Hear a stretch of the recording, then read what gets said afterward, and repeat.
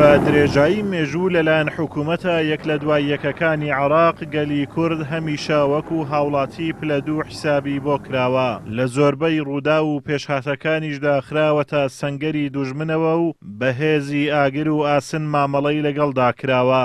گەورەترین تاوان کە بەرامبەر گەلی کورد بە بەرچاوی ئازادی خوازان و بانگەشەکارانی مافی مرۆڤەوە ئەنجامدرا ئەنفالکردن و جینۆسایدکردنی گەلی کورد بوو لە ساڵی 1980 لە دوای ڕاپەڕینی ساڵی 1991 و دواتریش لە ساڵی 2003 گەورەترین بەڵگە و دکیۆمنت کەوتە دەست دەسەڵاتدارانی کورد تایبەت بە ئەنفال و گۆڕا بە کۆمەڵەکان، بەڵام نەتوانرا وەکو پێویست لەسەر ئاستی جیهان لە بەرژەوەندی دۆزی گەلی کورد بەکار بهێنرێت. دەربارەی ئەو پرۆسەی بەناو ئەنفال کە ڕژێمی پێشووی حیزبی بەعەس ڕژێمی گۆڕ بە گۆڕ کە هەستا بە ئەنفالکردنی میلەتی کورد، بەڕاستی ئەو پرۆسەیە پرۆسەیەکی وەهایە میلەتی کورد زۆرترین بەڵگەی لەبەردەستە ئەمڕۆ. یعنی ئەوەندە بەڵگە لەبەردەستە کە بتوانی ئەمڕۆ ئەمە بۆ جیهان بسەلمێنی، بەڵام بەداخەوە بەرپرسانی کورد ئەوەندەی خەریکی شتی لاوەچی بوون، ئەوەندەی خەریکی پارەکۆکردنەوە و سامان بەسەریەکەوە نان و بزنس و ئەوەندەی خەریکی خۆخۆری و تۆمەتبەخشینەوە بۆ یەکتری و دژایەتی یەکتری بوون، قەت ڕۆژێک لە ڕۆژان یعنی ئەوەندە خەمیان ئەو خەمە نەبووە.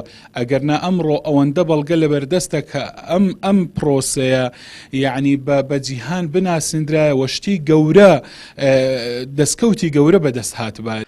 لە دوای 31 ساڵ بەسەر ئەو تاوانکاریەدا سەرەڕای ئەوەی نەتوانراوە ژیانی کەسوکاری قوربانیان خۆش بکرێت و بە مافە سەرەتاییەکانیان ئاشنا بکەن لە ڕووی ناساندن و هەوڵی بە جینۆسایدکردنیشی لەسەر ئاستی ناوخۆ و دەرەوە دەسەڵاتدارانی هەرێم کەمتەرخەم بوونە و ئەوەی لایەن گرنگ بووە بازرگانیکردن بووە بە خوێنی ئەو قوربانیانەوە. ئەمە لە کاتێکدایە کرانەوەی باش بەڕووی جیهاندا هەیە، بەڵام سەرەڕای گەورەی قوربانیەکان وەکو پێویست بە جیهان نەناسێنراون. لە ئێستاشدا دەرکەوتنەوەی دووبارە دەرکەوتنەوەی گۆڕی بە کۆمەڵ دەرخەری ئەو ڕاستیەیە کە ئەم پرسە هێشتا نوێ و کۆن نەبووە، کورد دەتوانێت سوودی لێ وەربگرێت، بەڵام دەبینین لە حالی ئێستادا مزایادەی سیاسی بەم پرسەوە ئەکرێت و لە هەمان کادا نەتوانراوە تاوەکو ئێستا قەرەبووی مادی و معنەوی کەسوکاری ئەو هاوڵاتیانە بکرێتەوە کەوا مەسەلەن تووشی جینۆساید، تووشی چیمیاباران، تووشی پرۆسە ئەنفال بوونە.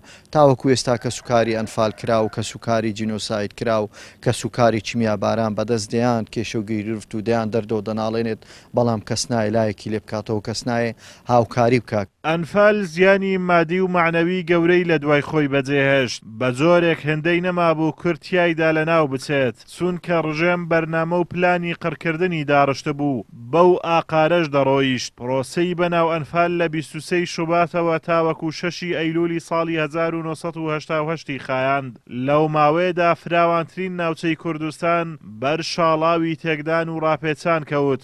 لە هەڵمەتێکی وادا پتر لە 200,000 مرۆڤی کورد لە ناوبران. ئازادۆمەراوەی کەناڵی ئاسمانی پەیام، قەزای سۆران.